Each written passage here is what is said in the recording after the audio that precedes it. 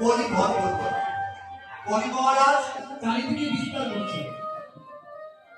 শুক্রাচার্য বলেছে, কামনাবতারকে চুষিব আমি বক্তৃতা করিয়া কি করিবে তুমি হরি এই জগতে আসিয়া। ভগবান বামনবতার বলেছিলেন, যেখানেই তুমি কলি হয়ে আগমন হবে সেখানে যদি আমার ভক্তরা একবার তুই পাবো বলে হরিনাম করে, তখন সেখানে আর কোনো কলি আসতে পারবে না। তাই কেউ কথা বলবেন না। এক ঘন্টা সময় আমাদের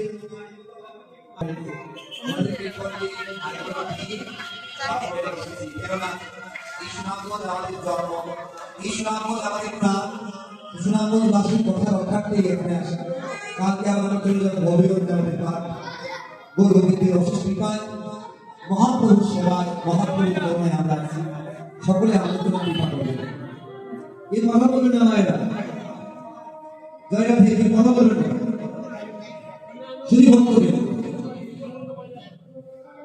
শ্রী শ্রী চৈতন্য চূড়ামৃতে বলা হয়েছে, কলিকালে নাম রূপে কৃষ্ণ অবতার হয় সর্ব জগত নিস্তার। শ্রী শ্রী চৈতন্য চূড়ামৃত। এই কলিযুগে ভগবানের দিব্য নাম হরে কৃষ্ণ মহামন্ত্র হচ্ছে শ্রীকৃষ্ণের অবতার। কেবলমাত্র এই দিব্য নাম কীর্তন করার ফলে কোন মানুষ সরাসরি ভাবে ভগবানের সঙ্গ লাভ করতে পারে। যিনি তা করেন তিনি অবশ্যই উদ্ধার লাভ করেন। এই নামের প্রভাবে কেবলমাত্র সমস্ত জগৎ বিস্তার পেতে পারে।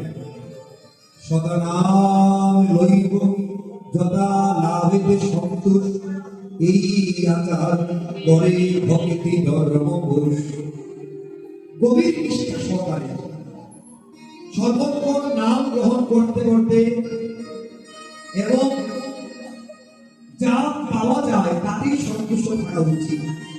এই ধরনের আচরণ করলে ভগবত ভক্তি পোষণ করা যায়। আমাদের সনাতন ধর্মে আদি গ্রন্থ হচ্ছে বেদ। আমরা সবাই আমাদের সনাতন ধর্মের মূল ধর্মগ্রন্থ বেদ। কিন্তু ভগবান শ্রীকৃষ্ণ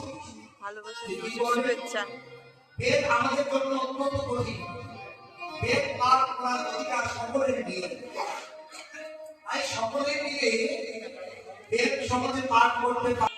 আমাদের আদি ধর্মগ্রন্থ বেদ থাকার পরেও ভগবান সকলের কাছে সহজভাবে আমাদেরকে বোঝানোর জন্য সমস্ত বেদ, উপনিষদ, পুরাণ, সমস্ত গ্রন্থের সার তিনি দিয়েছিলেন শ্রীমদ্ ভগবত গীতা। শ্রীমদ্ ভগবত গীতা ভগবান সবার সূর্যদেব দিয়েছেন এবং তারপরে যখন ওই গীতাটা বিলুপ্ত হয়ে গিয়েছিল, ভগবান কি করলেন? ভগবান ৫,০০০ বছর পূর্বে হরিয়ানা রাজ্যের কুরুক্ষেত্র রণাঙ্গনে যতীশ্বর নামক জায়গায় বটবৃক্ষের নিচে অগ্রহায়ণ মাসের শুক্লপক্ষের মুখ্যতা একাদশী ত্রয়োদশী তিথিতে রোজ রবিবার আনুমানিক সকাল ৮টার সময় ভগবান গীতার জ্ঞান অর্জুনকে দান করলেন। এবার প্রশ্ন আসতে পারে, বৃন্দাবন আছে, নবদ্বীপ আছে, কাশী আছে, পুরী আছে, এর তো জায়গা থাকতে ভগবান কেন কুরুক্ষেত্রই দান করলেন গীতা? ভগবান জগৎবাসীকে জানিয়ে দিলেন, এই যে অর্জুনের যে কুরুক্ষেত্র, ওই অর্জুনের কুরুক্ষেত্রটা শুধু অর্জুনের কুরুক্ষেত্র নয়, আমাদের প্রত্যেকটা গৃহে এক একটা করে কুরুক্ষেত্র আছে। সেটা কি? সেটা হচ্ছে আমাদের সংসার। এই সংসারটাকে বলা হয়েছে অর্জুনের কুরুক্ষেত্র। আমাদের এই সংসারের মধ্যে দেখবেন দুর্যোধন আছে, আমাদের এই সংসারের মধ্যে দেখবেন অর্জুন আছে।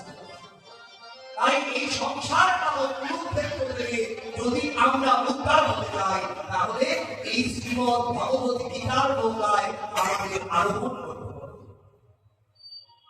গীতা হচ্ছে ভগবানের হৃদয়। ভগবান বলেছেন গীতা মানে হৃদয় বাক্য, গীতা হচ্ছে আমার হৃদয়। আমরা যদি প্রতিদিন নিত্য গীতা পাঠ করি, প্রতিদিন যদি গীতার একটা শ্লোক পাঠ করি, আবার যারা লেখাপড়া জানে না, যারা চোখে দেখি না, তারা যদি প্রতিদিন স্নান করে একটা তুলসী দিয়ে যদি ওই চন্দন দিয়ে ওম নমো ভগবতে বাসুদেবায় যদি বলে, গীতার মধ্যে একটা তুলসী পত্র দেন, তাহলে ভগবানকে সহজে লাভ করতে পারবে। এবং ভগবানের অশেষ কৃপা, অশেষ করুণা পেতে পারে। অনেকে বলেন বাবা আমি যদি গীতা পাঠ করবো, গীতা পাঠ করতে যদি আমার ভুল হয়, শ্লোক উচ্চারণে ভুল হয়, তাহলে তাহলে আমাকে নরকে যেতে হবে। ভগবান বলছে না, ভগবানের সেবা করলে, ভগবানের পূজা করলে যদি কোনো অপরাধ হয়, সেই অপরাধ ভগবান নেন না।